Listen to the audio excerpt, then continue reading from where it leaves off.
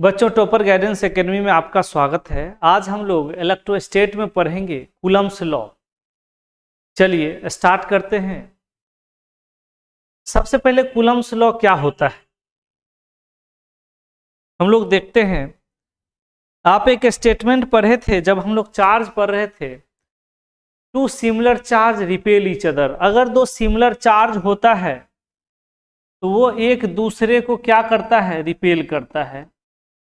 अब यहाँ बात ये होता है कि कितना फोर्स से रिपेल करता है ना। फिजिक्स में सिर्फ ये बोल देना कि ये रिपेल करता है, इससे काम नहीं चलता है। आपको एग्जैक्ट फोर्स बताना पड़ेगा कि कितना फोर्स से रिपेल करेगा और ये फोर्स किस पर डिपेंड करेगा, है ना। तो यहाँ कूलम्ब्स ने एक स्टेटमेंट दिया, चलिए उसको देखते हैं। स्टेटमेंट है the force of interaction. Interaction में बच्चों अट्रैक्शन और रिपल्सन दोनों आ जाता है। The force of interaction between any 2 point charges is directly proportional to the product of the charge. यानी जितना ज्यादा चार्ज रहेगा उतना ज्यादा फोर्स लगेगा। वो फोर्स अट्रैक्शन भी हो सकता है और रिपल्सन भी हो सकता है, इसीलिए दोनों के बदला इंटरेक्शन का यूज किया गया। And inversely proportional to the square of distance between them, है ना। दो चार्ज के बीच जो फोर्स लगता है वो चार्ज के प्रोडक्ट के मॉड के डायरेक्टली प्रोपोर्शनल, दो चार्ज के प्रोडक्ट के मैग्नीट्यूड के डायरेक्टली प्रोपोर्शनल और डिस्टेंस के स्क्वायर के इनवर्सली प्रोपोर्शनल होता है। मतलब जितना ज्यादा डिस्टेंस पर रखेंगे उतना फोर्स कम लगेगा, जितना कम डिस्टेंस पर रखेंगे उतना फोर्स ज्यादा लगेगा। चलिए अब देख लेते हैं। तो F जो है वो directly proportional to Q1 Q2 का मैग्नीट्यूड हो गया, प्रोडक्ट, ठीक है, चार्ज के प्रोडक्ट के डायरेक्टली प्रोपोर्शनल। और F जो है इनवर्सली प्रोपोर्शनल टू हो गया डिस्टेंस का स्क्वायर का। डिस्टेंस को हम लोग R मान लिए। फर्स्ट और सेकेंड इक्वेशन को हम लोग एक साथ कर देते हैं। तो F जो है वो डायरेक्टली प्रोपोर्शनल टू हो जाएगा Q1 Q2 बाय R का स्क्वायर। अब जैसे ही हम लोग प्रोपोर्शनल हटाते हैं, है ना, तो प्रोपोर्शनल कांस्टेंट का जरूरत पड़ता है, Q1 Q2 बाय R का स्क्वायर। K का वैल्यू हम लोग रख देते हैं 1/4 पाई E हो जाता है into Q1 Q2 by R का स्क्वायर। अब E का वैल्यू हम लोग रख देते हैं 1/4 पाई E नोट ER हो जाता है mod Q1 Q2 by R का स्क्वायर। ये जो हमारा फॉर्मूला हो गया, ये फॉर्मूला किसी भी मीडियम में वैलिड होगा, एनी मीडियम में, है ना। एयर में भी वैलिड होगा, वाटर में भी वैलिड होगा, है ना, माइका में भी वैलिड होगा, है ना, कहीं भी ये फॉर्मूला वैलिड होगा। ओरिजिनल फॉर्मूला यही है। लेकिन आप जो पढ़ते हैं एनसीईआरटी में वो फॉर्मूला होता है 1/4 pi epsilon naught Q1 Q2 by R का स्क्वायर, है ना, 1/4 pi epsilon naught Q1 Q2 by R का स्क्वायर। ये ओनली एयर मीडियम में वैलिड है, एयर मीडियम में, ओनली एयर मीडियम में। एयर के अलावा अदर कोई भी मीडियम में ये फॉर्मूला वैलिड नहीं होगा। तो आप ऐसा फॉर्मूला याद रखिए जो हर मीडियम में हो। तो ये फॉर्मूला आपका बहुत अच्छा फॉर्मूला है, 1/4 epsilon naught into epsilon R into Q1 Q2 का मॉड बाय R का स्क्वायर। चलिए अब इसमें देखते हैं कि एक्सएलएन को क्या बोलते हैं, एक्सएलएन R को क्या बोलते हैं। चलिए अब यहां जो है F को बोलते हैं कूलम्ब फोर्स, है ना।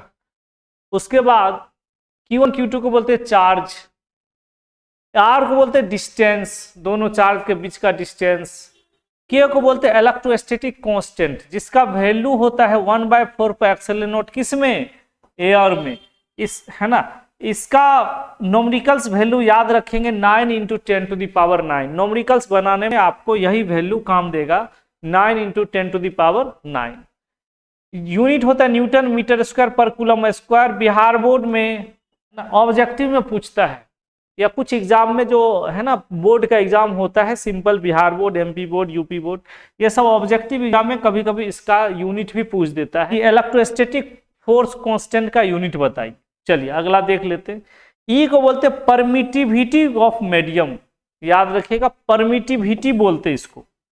इसका फॉर्मूला होता है E naught into E R. E R को बोलते हैं रिलेटिव परमिटिविटी।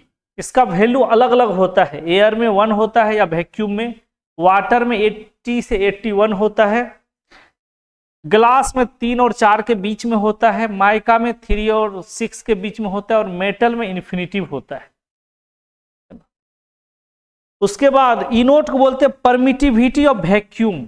वैक्यूम में परमिटिविटी ये होता है 8.85 इंटू 10⁻12 ये वैल्यू। तो ये वैल्यू याद रहे, लेकिन आपको ये वैल्यू जरूर याद रखना है 9 इंटू 10⁻9।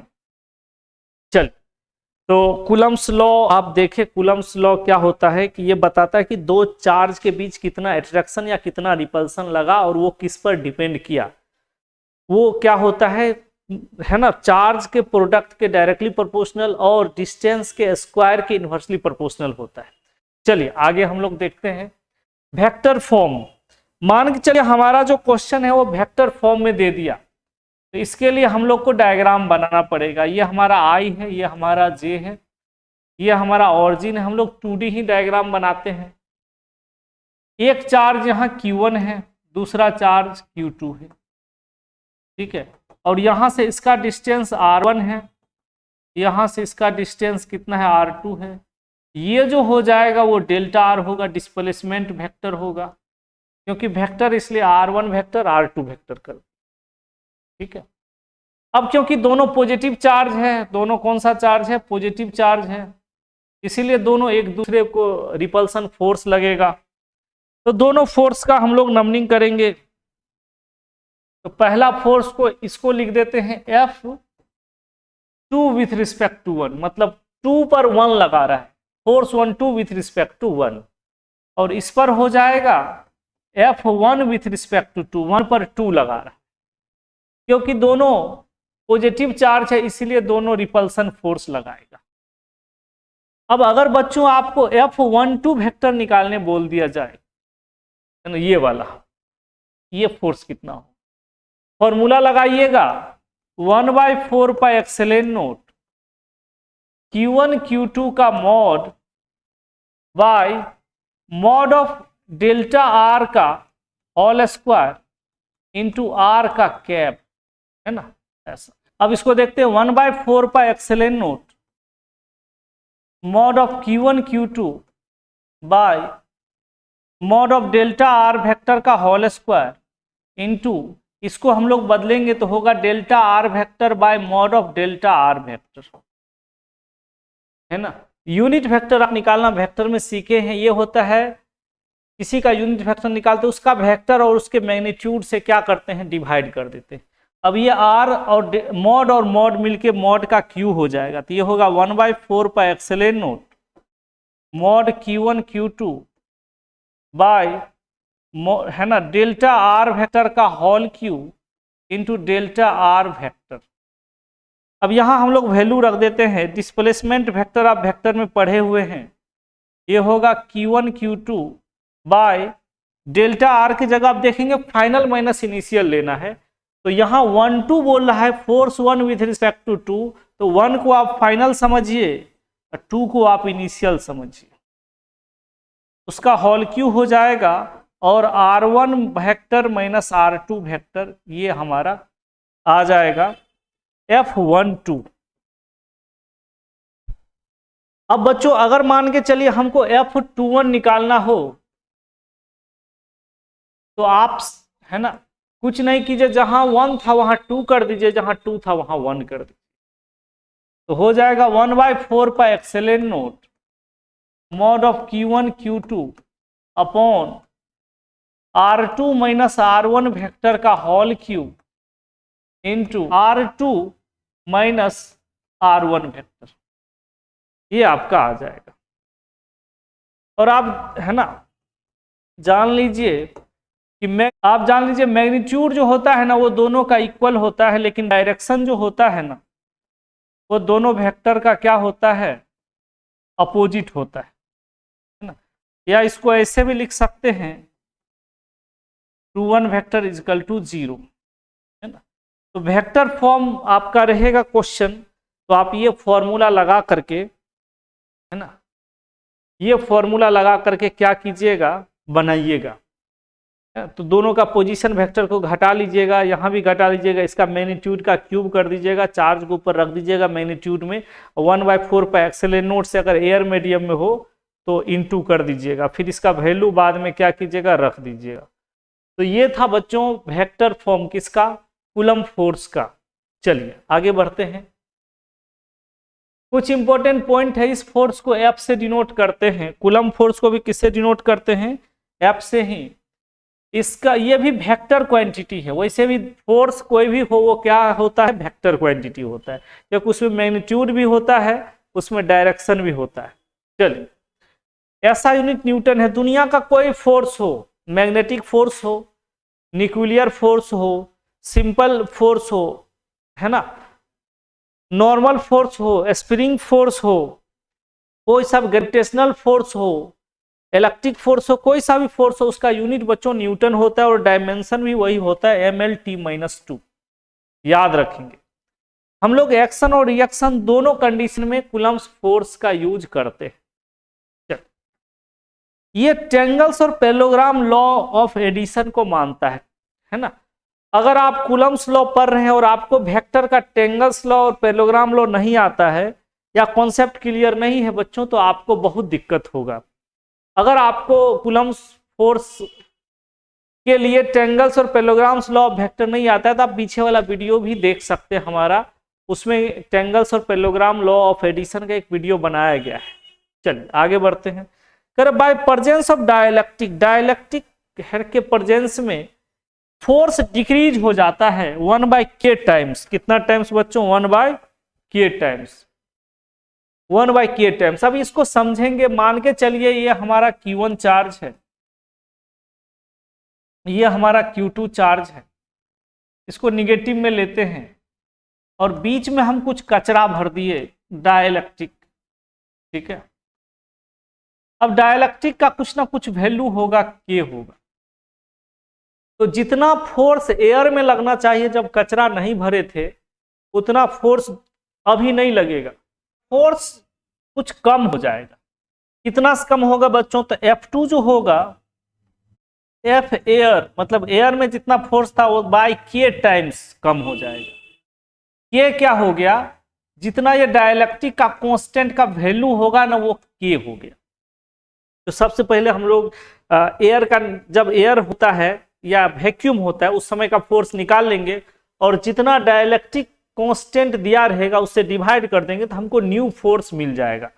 ये लास्ट पॉइंट बहुत इंपॉर्टेंट है, इसका न्यूमेरिकल्स बनाने में बहुत काम देता है। चलिए आगे बढ़ते हैं। प्रिंसिपल ऑफ सुपरपोजिशन बच्चों ऐसा रह सकता है कि मान के चलिए एक चार्ज Q हो, कैपिटल Q, और इसके चारों तरफ अलग अलग चार्ज हो, ये Q1 R1 डिस्टेंस पर, ये Q2 R2 डिस्टेंस पर, ये मान के चलिए Q3 R3 डिस्टेंस पर, ये मान चलिए Q4 R4 डिस्टेंस पर। सब इसको रिपेल कर रहा है क्योंकि सब पॉजिटिव चार्ज है, निगेटिव भी हो सकता है, सब इसको रिपेल कर रहा है। तो हम लोग ये देखेंगे कि Q पर कितना फोर्स लगा, तो देख लेते हैं। ये Q1 इसको इधर रिपेल कर रहा है F1 से, Q2 इसको इधर रिपेल कर रहा है F2 से, Q3 इसको इधर रिपेल कर F3 से, Q4 इसको इधर रिपेल कर F4 से, ठीक है। अब जो हम लोग टोटल फोर्स निकालेंगे ना, टोटल फोर्स Q पर जब निकालेंगे ये मिड बीच वाले पर, तो ये जितना भी चार्ज है सब फोर्स के सम के बराबर हो जाएगा। F1 plus F2 plus F3 plus F4, और ज्यादा रहता तो और आगे बढ़ा देते। इसी को बच्चों बोलते हैं प्रिंसिपल ऑफ सुपरपोजिशन। चलिए स्टेटमेंट देख लेते हैं। है ना। कर when a number of charges are intersecting the resultant force on a particular charge is given by the vector sum of the forces produced by the individual charge। मतलब सब individual का आप अलग अलग निकाल लीजिए चार्ज का फोर्स और सबको एक साथ वेक्टर सम कर दीजिए, तो इसी को क्या बोलते हैं बच्चों, प्रिंसिपल ऑफ सुपरपोजिशन। बोर्ड में कभी कभी 12th के एग्जाम में 2 नंबर में आ जाता है। प्रिंसिपल ऑफ सुपरपोजिशन क्या है समझाइए। तो आप डायग्राम बना देंगे और स्टेटमेंट लिख देंगे, पहले स्टेटमेंट लिखेंगे फिर डायग्राम बना देंगे, है ना। अगर बहुत सारा चार्ज एक जगह रहे और किसी एक चार्ज पर आपको फोर्स निकालना हो सबके रिस्पेक्ट में, तो सबका इंडिविजुअल निकाल करके एक साथ जोड़ देते हैं, तो यही क्या कहलाता है, प्रिंसिपल ऑफ सुपरपोजिशन कहलाता है। चलिए अब चलते हैं क्वेश्चन पर। पहला क्वेश्चन कर रहा है calculate the force between two charges each of 10 coulomb. मतलब है कि Q1 भी 10 कूलम होगा, Q2 भी 10 कूलम होगा, डिस्टेंस कर 10 मीटर, 10 मीटर डिस्टेंस होगा। तो बच्चों सबसे पहले फॉर्मूला लिख लेते हैं, 1/4 pi E naught Q1 Q2 by R square का मॉड बोल देते हैं। वैसे एयर बोला है तो एयर वाला फॉर्मूला लगाएंगे। इसका वैल्यू हम लोग जानते हैं कितना होता है, 9 गुने 10⁻⁹। Q1 भी हमको पता है 10, Q2 भी पता है 10, अपॉन R भी 10, 10 का स्क्वायर। ये दोनों कट गया, आंसर कितना आया, 9 × 10⁹ न्यूटन। चलिए अगला क्वेश्चन देखते हैं। Calculate the force between two charges each of 20 milli coulomb, है ना, MC means milli coulomb, separated by distance 20 centimetre. देखिए ऐसा में हमको बदलना है, तो सबसे पहले Q1 कितना है, 20 मिली कूलम। मिली आप जानते हैं कि 10⁻³ होता है। Q2 भी उतना ही हो जाएगा क्योंकि दोनों चार्ज इक्वल है, 20 × 10⁻³ कूलम। ठीक है, डिस्टेंस है 20 सेंटीमीटर। सेंटीमीटर को आप क्या कर दीजिए, मीटर में बदल दीजिए 100 से डिवाइड करके। अब फोर्स का फॉर्मूला लगा देते हैं, 1/4 pi epsilon naught Q1 Q2 by R का स्क्वायर। अब 1/4 पाई एप्सिलॉन नॉट का वैल्यू रख दीजिए, तो क्या हो जाएगा, 9 × 10⁹। Q1 का वैल्यू रख दीजिए 20 × 10⁻³ Q2 का भी रख दीजिए उतना ही होगा। R का स्क्वायर है यानी R को 2 बार लिख दीजिए, तो R कितना है, 20 × 10⁻², 20 × 10⁻²। अब जो कट रहा है उसको काट दीजिए, 20 से 20 कट गया। अब देख लेते हैं, 9 × 2 2 4, -4 ऊपर आएगा तो +4, 9 + 4 13 हो जाएगा। उसमें से -3 6 घटाना है, तो कितना हो जाएगा, 10⁻⁷, है ना। 13 में से हम लोग क्या कर दिए, 6 घटा दिए, तो हो गया 10⁻⁷। ये न्यूटन आ जाएगा। चलिए अगला क्वेश्चन हम लोग देखते हैं। Calculate the coulomb force between 2 alpha particles. अब यहां बच्चों अल्फा पार्टिकल्स का आपको चार्ज याद रहना चाहिए कितना होता है, तो याद रखिएगा अल्फा पार्टिकल्स का चार्ज जो है प्रोटॉन के चार्ज के डबल, और मास जो होता है प्रोटॉन के चार्ज के 4 टाइम्स होता है। प्रोटॉन ही क्यों लेते हैं, क्योंकि अल्फा पार्टिकल पॉजिटिव होता है, और है ना, तो प्रोटॉन से ही उसको कंपेयर किया जाता है। तो हमको चार्ज से मतलब है, तो अल्फा का Q अल्फा 1, 2 अल्फा पार्टिकल्स है, इसका हो जाएगा 2 × 1.6 गुने 10⁻⁹ कूलम। उसी तरह है ना, दूसरा भी इतना ही होगा क्योंकि दोनों सिमिलर है, -19 कूलम। डिस्टेंस कितना है, तो डिस्टेंस है 3.2 × 10⁻15 मीटर। अब फोर्स का फॉर्मूला लगा दीजिए, 1/4 pi epsilon naught mod Q1 Q2 by R का स्क्वायर। अब यहां रख दीजिए, 1/4 पाई एप्सिलॉन नॉट का वैल्यू होगा 9 × 10⁻⁹। Q1 आपको मालूम है, इंटू कर दीजिए 3.2 इंटू 10⁻⁻19, फिर से लिख दीजिए एक बार और 3.2 इंटू 10⁻⁻19 अपॉन R कितना है तो 3.2 इंटू 10⁻⁻15, उसको 2 बार लिख देते, 3.2 इंटू 10⁻⁻15। अब इसको काट देते हैं, 3.2 से 3.2 कट गया, ये 3.2 से 3.2 कट गया। अब देख लेते हैं 9 इंटू, रहने दीजिए, अब इसको इससे काटते हैं तो 10⁻⁻4 होगा, फिर इसको इससे काटने तो 10⁻⁻4 होगा, -4 -4 -8 हो जाएगा, और 10 यहाँ 9 है तो सिर्फ 10 बचेगा, ये आंसर आ जाएगा 90 न्यूटन। चलिए अगला क्वेश्चन करते हैं। कर calculate the distance between n alpha particles and n electrons, यानी एक अल्फा पार्टिकल्स है बच्चों, अल्फा पार्टिकल्स का चार्ज आप जानते हैं, और एक इलेक्ट्रॉन है, इलेक्ट्रॉन का भी चार्ज आप जानते हैं, आप माइनस में ले सकते हैं, बाद में मॉड लगाएंगे तो पॉजिटिव ही रहेगा, और डिस्टेंस इस बार निकालना है, फोर्स दिया हुआ है 9 इंटू 10⁻⁻11 कूलम। तो फॉर्मूला लगा दीजिए, F बराबर 1/4 pi epsilon naught Q1 Q2 by R का स्क्वायर। R स्क्वायर किधर ले आइए, F को उधर भेज दीजिए, तो ये हो जाएगा R square is equal to 1/4 pi epsilon naught Q1 Q2 by F। अब जो है वैल्यू पुट कर दीजिए, तो R स्क्वायर इजकल टू हो जाएगा 9 इंटू 10⁹ Q1 हो जाएगा 3.2 इंटू 10⁻⁻19, Q2 1.6 इंटू 10⁻⁻19 अपॉन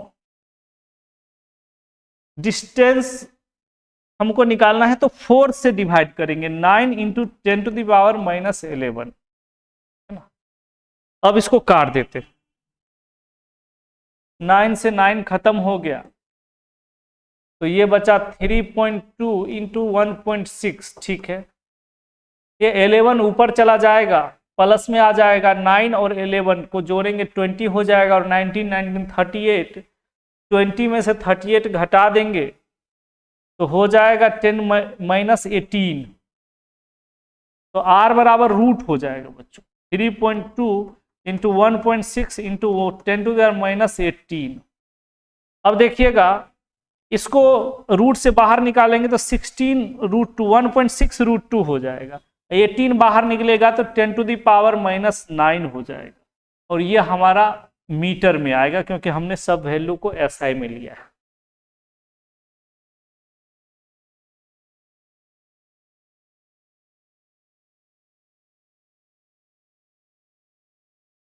चलिए अगला क्वेश्चन देखते हैं। क्या a proton and an electron, जल्दी बनाइए, आसान क्वेश्चन है। कर an electron and an proton, यानी इलेक्ट्रॉन का चार्ज लेना है, प्रोटॉन का चार्ज लेना है, यानी Q इलेक्ट्रॉन आपका हो गया -1.6 इंटू 10⁻⁻19 कूलम, Q प्रोटॉन का चार्ज हो गया +1.6 into 10⁻⁻19 coulomb, placed 1 centimetre apart. R आपको दे दिया है 1.6 सेंटीमीटर, इसको मीटर में बदल लीजिए, 1.6 इंटू 10⁻2 मीटर हो जाएगा। Find the magnitude of electrostatic force between them, कह रहे हैं मैग्नीट्यूड निकालने के लिए फोर्स का। फॉर्मूला लिख दीजिए, 1/4 pi epsilon naught Q1 Q2 by R का स्क्वायर, लेकिन मॉड ले लीजिएगा, मॉड हम लोग लेते हैं। इसका वैल्यू 9 इंटू 10⁹9, मॉड लेते हैं इसलिए निगेटिव वैल्यू रखते नहीं है, ऑलवेज पॉजिटिव ही वैल्यू रखते हैं, क्योंकि हम जानते हैं कि निगेटिव का मॉड क्या होता है, पॉजिटिव होता है, इसलिए डायरेक्ट पॉजिटिव वैल्यू ही हम लोग रखते हैं। R का स्क्वायर, R कितना है 1.6 इंटू 10⁻2 और 1.6 इंटू 10⁻2। चलिए अब इसको कटवाइए, 1.6 से 1.6, 1.6 से 1.6 कट गया, 9 इंटू, अब देखिए 19 19 38, तो ये हो गया -38, और 9 + 2 + 2 13, इसमें से 13 घटाना है तो कितना हो जाएगा 5, 25 हो जाएगा। ये होगा 10⁻⁻25 न्यूटन। ठीक है, चलिए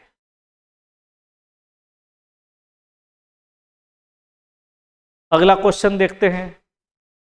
कह रहे calculate the force between two charges each of 20 microcoulomb in a medium permittivity 4।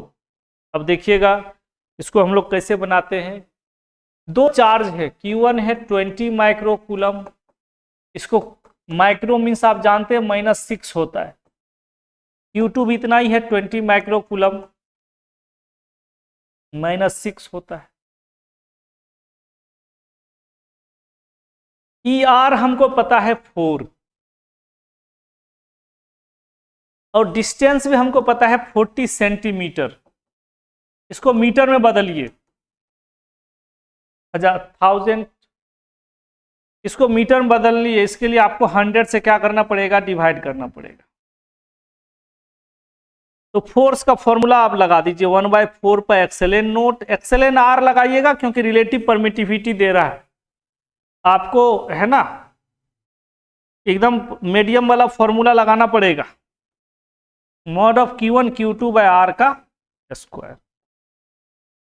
अब यहां वैल्यू रखते हैं, इसका वैल्यू हम लोग जानते हैं कितना, 9 × 10⁹। ER का वैल्यू दिया है 4/4 इंटू Q1 कितना है 20 × 10⁻⁻6, Q2 कितना है 20 × 10⁻⁻6 अपॉन R 40, तो 40 × 10⁻²। एक बार और लिख दीजिए क्योंकि R का क्या होता है, स्क्वायर होता है, 40 × 10⁻²। अब इसको काटिए, ये 2 से, ये 2 से, ठीक है। तो ये कितना होगा, 9 ऊपर आ गया, 4, 4 × 2 = 8, 2 × 16, 9/16 इंटू, अब 10 को एडजस्ट करते, 6 6 12, 9 2 11, 2 13, 13 हो जाएगा पॉजिटिव में, 12 हो जाएगा निगेटिव, यानी ऊपर बचेगा 10 ओनली। अब कट जाएगा, काटिए 2 से, तो ये हो गया 45/8 न्यूटन। इसको पॉइंट में ले आइएगा। चलिए अगला क्वेश्चन देखते हैं। अरे two charges are separated by distance 90 centimetre causing the electrostatic force between them to decreases exactly by factor of 9. What is their initial separation? यानी इनिशियल सेपरेशन आपसे मांग रहा है कि पहले वो कितना पर था। मान लेते हैं बच्चों की दो चार्ज है Q1 Q2, R1 डिस्टेंस पर है। फोर्स को हम लोग क्या करते हैं, फोर्स को हम लोग x मान लेते हैं, पहले फोर्स को x मान लेते हैं। अब सिचुएशन दूसरा क्या हो गया, Q1 Q2, अब है ना R2 जो हो गया वो हो गया 90 सेंटीमीटर। F2 जो हो गया पहले के फोर्स से 9 फैक्टर, कितना 9 फैक्टर ऑफ 9, तो x/9 हो गया। F2 कितना हो गया, x/9 हो गया। तो बताइए कि शुरू में वो कहाँ था, यानी 90 सेंटीमीटर पर रखे अगर दो चार्ज को, तो वो जितना डिस्टेंस, जितना फोर्स पहले था, तो जितना फोर्स पहले था उसका फैक्टर 9 हो गया। तो बताइए कि शुरू में वो कितना फोर्स लग रहा,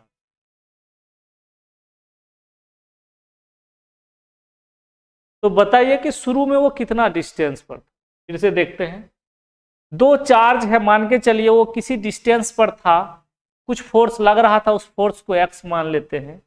अगर उस चार्ज को 90 सेंटीमीटर पर रख दिए तो जितना फोर्स पहले लग रहा था उसका फैक्टर 9 लग रहा है। तो बताइए कि शुरू में वो कितना डिस्टेंस पर वो दोनों चार्ज था। तो हम लोग एक रिलेशन जानते हैं, F1/F2 = R2/R1 का होल स्क्वायर। अब कहेंगे सर ये रिलेशन कहाँ से आया, तो देखिए जब चार्ज सेम हो तो हम लोग ये रिलेशन एक्सप्लेन करके लाते हैं।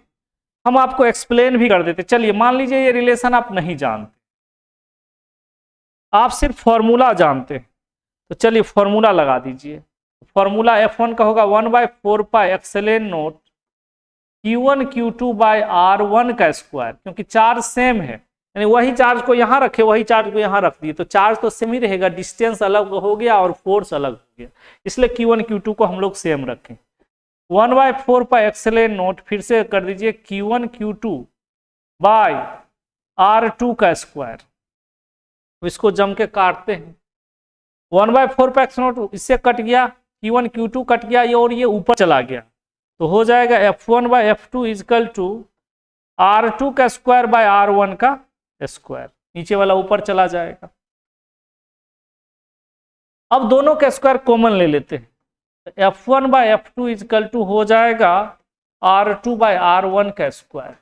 आपको डायरेक्ट फॉर्मूला याद रखना है, एक्सप्लेनेशन में टाइम पास नहीं करना है। चलिए अब वैल्यू रख देते हैं। F1 हमारा x था, F2 हमारा x/9 हो गया, R1 हमको निकालना है, R2 हमारा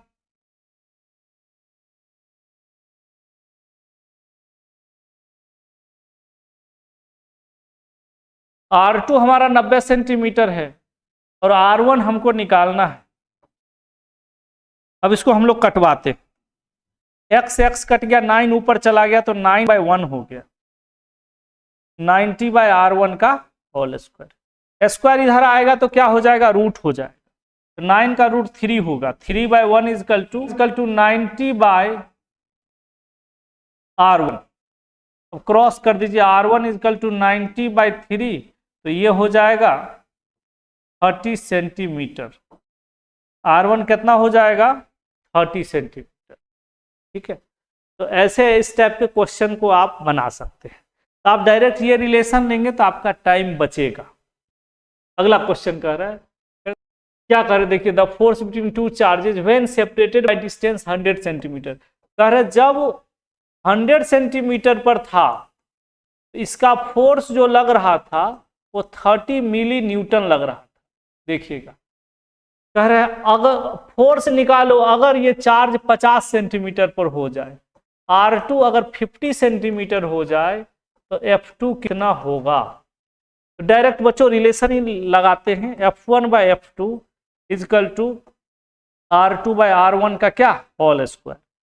F1 कितना है 30, F2 को छोड़ दीजिए, यूनिट कन्वर्ट करने की जरूरत इसमें नहीं है क्योंकि रेशियो वाला क्वेश्चन में यूनिट कन्वर्ट नहीं किया जाता है। R2 कितना है 50, R1 कितना है 100, होल स्क्वायर कर दीजिए, ये कट गया 2 से, तो ये हो गया 30/F2 इजकल टू 1/2 का स्क्वायर हो जाएगा 1/4, क्रॉस मल्टीप्लाई कर दीजिए, F2 बराबर हो जाएगा 120 न्यूटन। चल बहुत इजी में आप बना सकते हैं इस ये फॉर्मूला अगर आप याद रखेंगे तो। अगला question, the force between two charges separated by distance 50 centimetre. R1 50 centimetre है और F1 है 40 न्यूटन। ठीक है, अब देखिए what will be the force, distance 25 centimetre हो गया तो F2 कितना होगा। तब बच्चों हम लोग क्या करेंगे, F1/R1, तब बच्चों हम लोग क्या करेंगे F1/F2 इजकल टू R2/R1 का होल स्क्वायर, फॉर्मूला लगा देंगे। F1 हमको दिया है 40, F2 हमको निकालना है, R2 हमको पता है 25 और R1 हमको पता है 50। अब इसको काटिए तो ये कटेगा 2 से, है ना। अब फिर से लिखेंगे 40/F2 इजकल टू 1/4, तो F2 is equal to cross multiply कर दीजिए तो ये होगा 160 न्यूटन। चल अगला क्वेश्चन देखते हैं, the force between 2 point charges in air 100 Newton. Calculate the force the distance is increase 50%। कह रहा है कि जब एयर में दो चार्ज था तो फोर्स 100 न्यूटन लग रहा था, यानी R1 को हम लोग को 100 मीटर मानना पड़ेगा, क्योंकि परसेंटेज वाला क्वेश्चन में हम लोग 100 ही मान के चलते। जैसे आपको 10% प्रॉफिट हुआ, इसका मतलब 100 रुपये लगा, 110 रुपये कमाए, यानी 110 आपको वापस आया। 50% प्रॉफिट हुआ, इसका मतलब 100 रुपये लगाए, 150 रुपये आपको वापस आपको आया। तो इसीलिए 100 मान के चलते हैं तो ज़्यादा फायदा होगा, यहाँ लेट लिख देते। तो R2 कितना होगा, 50% इंक्रीज यानी 150। तो हमको F2 निकालना है। फिर बच्चों वही formula, F1/F2 is equal to R2/R1 का होल स्क्वायर। F1 है हमारा 100, F2 को छोड़ दीजिए क्योंकि F2 निकालना है। R2 हमारा है 150, R1 हमारा है 100, उसका स्क्वायर कर दीजिए, ये कटेगा। 5 3 जा 5 2 जा 100/F2 इजकल टू 3 का स्क्वायर 9/4। अब बच्चों क्रॉस कर दीजिए, F2 इजकल टू 400/9 न्यूटन, ये आपका आंसर हो जाएगा। चलिए बच्चों अगला क्वेश्चन देखते हैं। कह रहा है the force between 2 point charges is 80 milli newton. करे 2 पॉइंट चार्ज के बीच का जो फोर्स होगा, देखिएगा 80 मिली न्यूटन होगा, ठीक है।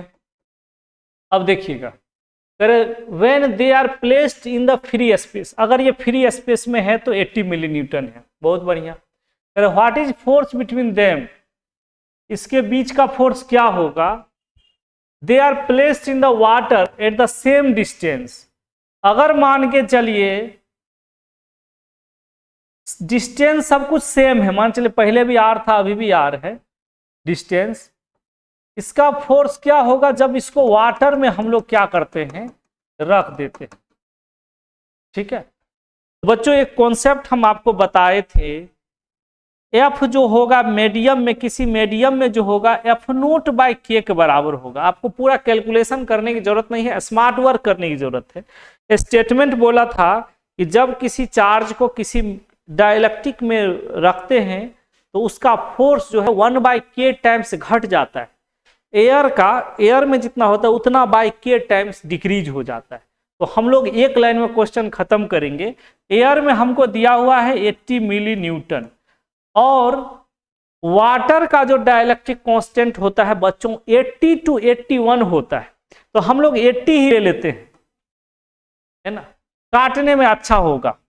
के जो होता है वाटर का, के वाटर का वो 80 होता है ना। तो हम लोग डायरेक्ट इसको काटे, ये आ गया कितना, 1 मिली न्यूटन हमारा फोर्स हो जाएगा। ये हमारा बच्चों आंसर आ जाए। एक लाइन में इस टाइप के क्वेश्चन को खत्म करते हैं हम लोग। नहीं तो बहुत लोग क्या करते हैं, पहले इसमें F निकालता है, F दिया हुआ है, बहुत बच्चे क्या करते हैं F है, अब उसके बाद वो Q1 Q2 का वैल्यू निकालते हैं, फिर डाइलेक्ट्रिक कांस्टेंट यहाँ रखते हैं Q1 Q2 का वैल्यू, उसके बाद और R का वैल्यू, तीनों का वैल्यू निकाल के फिर बहुत लंबा कैलकुलेशन करने के बाद उनको सब कट के 1 आता है। आप एक लाइन, एक स्टेटमेंट आप याद रखिएगा कि किसी मीडियम में अगर हमको निकालना है तो एयर का पता है तो उससे K टाइम्स वो कम होगा। तो आज बच्चों यहीं तक रखते हैं।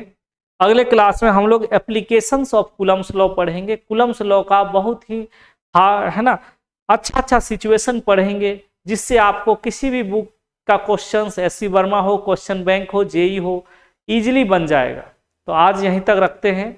अगर आपको वीडियो अच्छा लग रहा है, कॉन्सेप्ट समझ में आ रहा है तो लाइक कीजिए, शेयर कीजिए और सब्सक्राइब जरूर कीजिए। Thank you.